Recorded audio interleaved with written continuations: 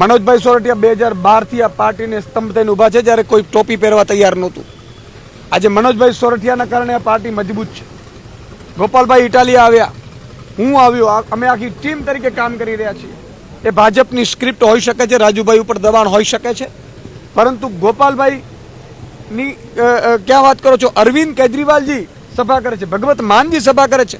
અમે બધા રાજુ કરપડા, પ્રવીણ રામ સહિતના નાગરિક જે ખેડૂત નેતા છે એના સમર્થનમાં સુદામડામાં 50,000 લોકોની સભા કરી, 13,000 મિટિંગો કરી અમે ગામડામાં. રાજુ કરપડા, પ્રવીણ રામ, પિયુષ પરમાર, રાજુ બોરખતરિયાના સમર્થનમાં, અને 80,000 જેટલા ખેડૂતોની અમે સાઇન કેમ્પેન કરી અને સમર્થન લીધું હતું. મુખ્યમંત્રીને આપવા ગયા હતા.